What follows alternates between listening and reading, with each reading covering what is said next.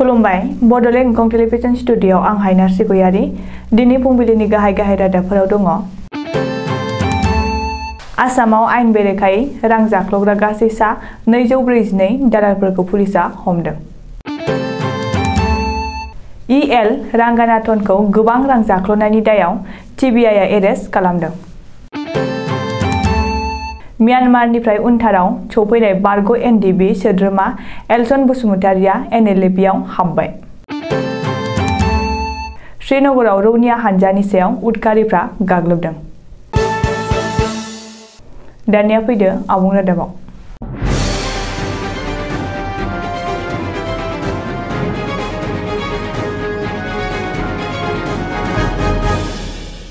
आसामनि दाब दाब जिल्लानि गुबुन गुबुन थानायाव जाख्ल'नाय गैयै खालामनायनि थांखि बेखौ नोजोर होनानै पुलिस थानानि बाहेरायाव थाग्रा दालालफोरखौ गासै सा 242 हमदों। मख'नो गोनांदि आसामाव गोख्रों नायबिजिरनायनि गेजेरजों हानि सायाव दालाल खालामग्राफोरखौ हमखांनायनि उनाव दा पुलिस थानानि बाहेरायाव जिरायग्रा दालालफोरखौबो हमदों, जाय आयेन बेरेखायै पाब्लिकफोरनिफ्राय गोबां रां लानानै FIR आरो कमप्लेन लिरो बेसोरखौ एरेस्ट खालामदों। खौराङाव मिथिनाय बादिब्ला पुलिस थानानि बाहेरायाव थानानै दालाल खालामग्राफोरखौ गासै 242 एरेस्ट खालामदों। बेनिनो सा 37आ कामरुपनि, सा 8आ गुवाहाटीनि, सा 12आ नगावनि, सा 9आ जरहाट आरो सा 3आ पुलिस थानायाव दालाल खालामग्रामोन। बिसोरखौ एरेस्ट खालामखांनायनि उनाव आसामनि गिबि मन्थ्रि डक्टर हिमन्त बिश्व शर्माया बुंदों दि पुलिस थानानि बाहेरायाव जिरायनानै दालालफोरा निखावरि गोरिब सुबुंफोरनिफ्राय FIR आरो कमप्लेनखौ लिरो आरो बेजों गोबां गोरिब सुबुंफोरा खस्थ' मोनो। बेफोरबादि दालालखौ फोजोबस्रांनो थाखाय आसामाव स्पेशलाइज्ड ड्राइभ खालामनाय जादों आरो रायजोआव पुलिस थानानि बाहेरायाव जिरायग्रा दालालफोरखौ फोजोबस्रांनो हागोन होनना बुंथिदों। TBI गैल'नि मार्केटिं डाइरेक्टर EL रंगानाथनखौ गोबां रां जाख्ल'नायनि दायाव TBIआ एरेस्ट खालामदों। मख'जाथावदि गैल'नि मार्केटिं डाइरेक्टर EL रंगानाथनखौ 50 लाख रां जाख्ल'नायनि दायाव TBIनि मोनसे हानजाया एरेस्ट खालामनानै जोबथेसालिनि आलासि खालामदों। TBIनि बुंथिगिरि RC ज'शिआ खौरांगिरिनि सिगाङाव फोरमायनाय बादिब्ला EL रंगानाथनआ माखासे दालाल आरो फालांगिरिफोरजों लोगो जानानै सरकारि नङै कम्पानिफोर, जाय कम्पानिफ्रा पेट्र'केमिकेल्स प्रडाक्टसफोरखौ बायोमोन, बेफोर सरकारि नङै कम्पानिफोरनो डिस्काउन्ट होनायनि मुङाव गोबां रां जाख्ल'योमोन आरो बेबादि रां जाख्ल'नाय खामानिखौ गेस अथ'रिटि इन्डिया लिमिटेडनि मार्केटिं डाइरेक्टरआ गोबाव समनिफ्रायनो मावबोगासिनो दंमोन।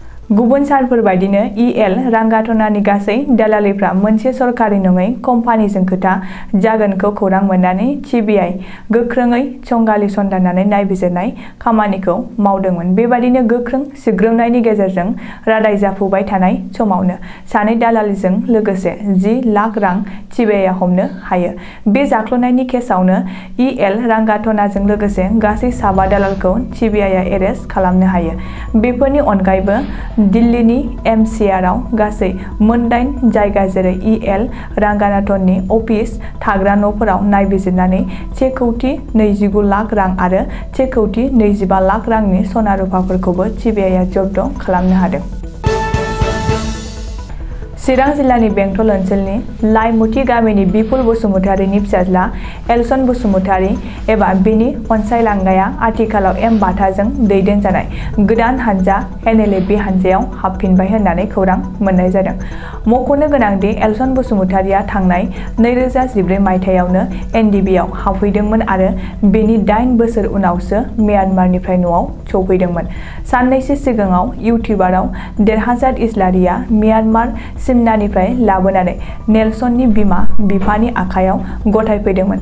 नाथाय दा बारग' NDBनि फारिलाइयावबो मुं गैजायै एलसन बसुमतारिया NLA-आव हाबफिननायखौ मानो सायख'नानै लाफिननो गोनां जाखो? आथिखालाव बियो गावनो गाव मोनसे सोंथि जानानै थाबाय।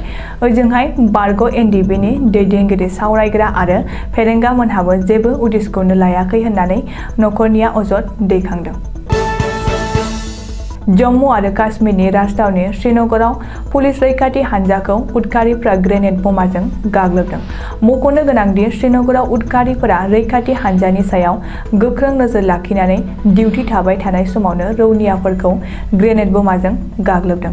खौराङाव मिथिनाय बादिब्ला उदखारिफोरा रौनिया हानजाखौ बमाजों गाग्लोबनाय जाथायाव सासेबो सुबुंनि जिउ खहा जायाखै। नाथाय अब्लाबो बे गाग्लोबनाय जाथायाव सासे पुलिसजों लोगोसे गुबुन सासे सुबुंनि देहायाव गोब्राब जोखोम जादों।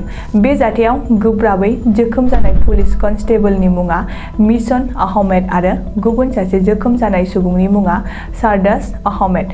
आथिखालाव सानैखौबो देहा फाहामथायनि थाखाय देहा फाहामसालियाव थिसनथाय होबाय आरो रैखाथि हानजाया बे जाथायनि सायाव गोख्रोङै नायबिजिरगासिनो दं होननानै पुलिसनि सुलुङाव फोरमायदों। दिनै फुंबिलिनि रादाबा एसेनोसै। गोजोन्थों।